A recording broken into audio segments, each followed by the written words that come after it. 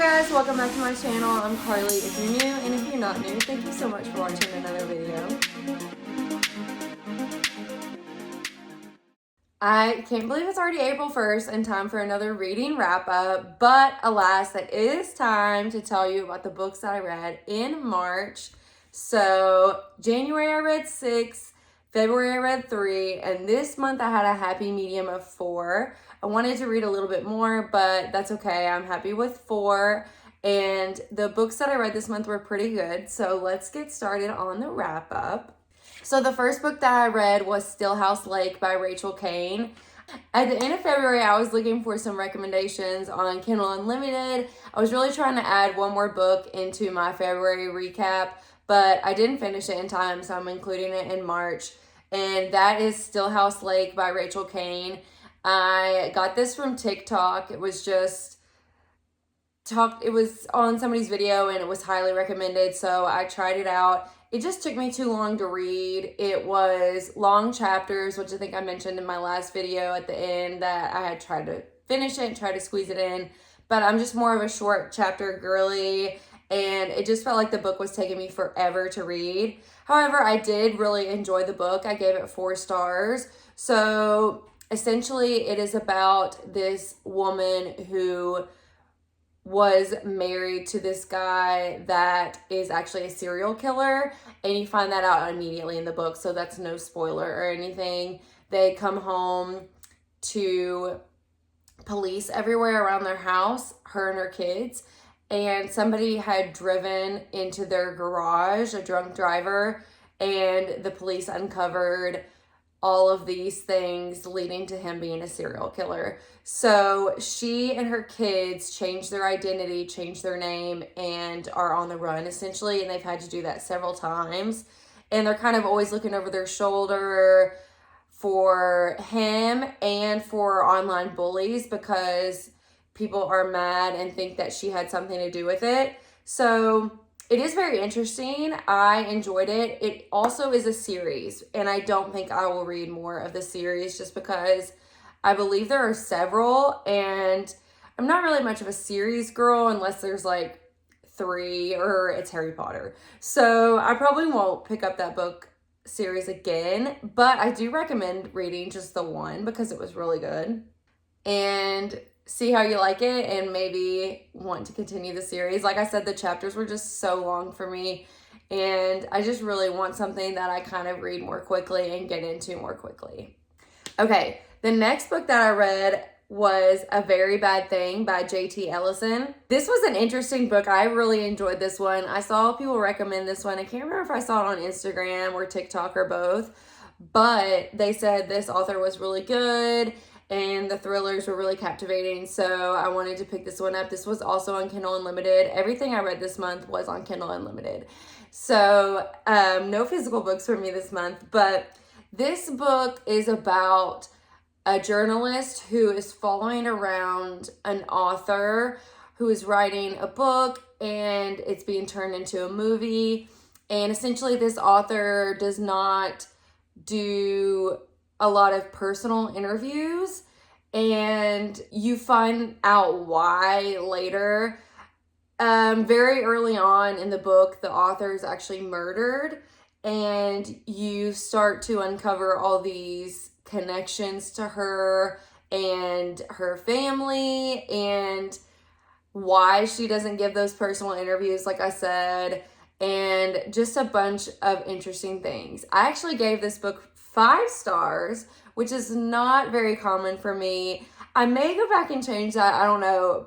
I'm so bad about remembering what I read that I literally had to go back and read what this was about to film this video because I had forgotten, but I also gave it 5 stars. So I don't know. You take what I say with a grain of salt because the memories of books go out of my mind so quickly. But I did enjoy this book, and I did enjoy the plot, and I enjoyed the twists, and I just thought it was very interesting. I thought it was different compared to the thrillers that I've been reading recently, and just well written, and yeah, I recommend it. I do recommend it. The next book that I read was Bridesmaid for Hire by Megan Quinn.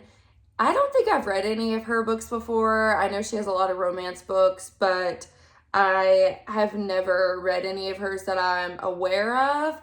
And originally I gave this book 4 stars. It is about a girl who is a wedding planner, event planner, and she is on vacation. And it just so happens that one of the biggest weddings by a high profile celebrity, I would say kind of like a Paris Hilton thing, is happening at the resort that she's staying at. So she kind of wedges herself into the wedding, and her brother's best friend works for the bride's dad, and they fake a relationship. So some good tropes in there. There's one bed. It is brother's best friend, grumpy sunshine kinda ish, and you know how all that goes. So like I said, I originally gave this book 4 stars, but after reading some of the reviews, I think I'm gonna bump it down to like 3.5. I really did like it. Like I said, I like all those tropes and all of that stuff. I just thought it was too long. It's almost 500 pages. It seemed to just drag on a lot, and there was some stuff that just wasn't necessary. Like, I thought we were going to go back to real life and see maybe what happens with them once they get back to their city and all that, but there is so much written at the resort and of them kind of getting in fights and out of fights and stuff like that. So I feel like there's just some filler in there that isn't necessary, and that's what one of the reviews said also. But again, I did really enjoy this book. I would have enjoyed it more if it was about 100 pages shorter, but it is cute and very good romance tropes for the romance lovers out there. And then the last book that I read was called If You Lie by Caleb Stevens. Now, this book is the opposite of those first 3. I flew through this book, and it seemed like it went very fast, even though it was short. It was less than 300 pages, but it still seemed to fly by compared to 300 pages of A Bridesmaid for Hire. It took like a week for me to read. But anyways, I actually found this book. I believe I was looking for book recommendations again, and I saw a post that was like books you can read in one sitting, and I would say you can definitely read this book in one sitting. I am not a speed reader, and I did not read it in one sitting. However, if I had been sitting down and wanted to actually read a book in a day, I probably could have, because it was that fast paced and went by that quickly. It is very good. It is about these 2 sisters who have an estranged relationship, and you learn that they have some trauma in their past.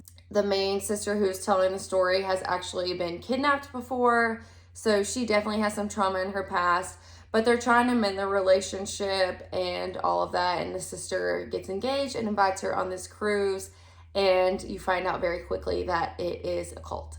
So yes, it was giving very much Scientology vibes, and I kind of like that stuff, so I enjoyed it. And like I said, it's a super quick read if you're looking for something to just read in a day or one sitting. And again, it is on Kindle Unlimited. So those are the 4 books that I read this month. Like I said, I enjoyed all of them.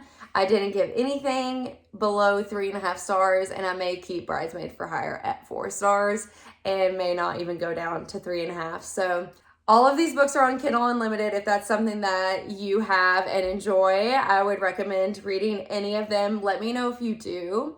And then I also wanted to include the books that I selected for March Book of the Month. I have not read them yet, but I wanted to show you guys what I got. So the first book I got was The God of the Woods by Liz Moore. This actually won the award for Best Book of the Year on Book of the Month, which they call the Lolly, I believe. So since I'm a member and have been a member for however long, I get to choose one of the books that was in the running for Book of the Year, and this is one that I was actually interested in and one that I hadn't read. So I decided to read this one, and I've seen a lot of good things about it, so I definitely do want to read this one probably this month. And then I also picked Count My Lies by Sophie Stava. And I haven't really seen much about this. I only saw it in like one video, but I don't know anything about it. I just know that it's a thriller. So I'm excited to read that one as well. I have not picked for April yet, but I do want to start including my book of the month picks in my videos because I think it's interesting. And even though I didn't read these this month, I do plan on reading them eventually. And I also want to show what I'm currently reading. So I actually haven't started this yet, but since it's April 1st, I want to start a new book. And this has been on my shelf for a long time. And a friend of mine was reading it this past week and said it's so good. And obviously I know it's going to be so good. I don't know why I haven't read it yet, but I'm excited to read it. And I decided to finally pick it up. Funny Story by Emily Henry. And look how pretty the pages are. And it's signed. I kind of forgot that I got the special edition that's signed, and I opened it and I was like, ah, so cute. So I know this is going to be so good, and I can't wait to read it. And this is up first on my TBR for April. So I hope you enjoyed this video. Please let me know any book recommendations. I'm always going to say this in my videos because I'm always looking for book recommendations, especially on Kindle Unlimited. I do like to read physical books, but it's just so much easier to take my Kindle. And honestly, that's one reason why I haven't started Funny Story by Emily Henry, because it's a physical book. And I would just rather take my Kindle places. But anyway, please let me know what you're reading and what you recommend. And I'll see you guys in the next video.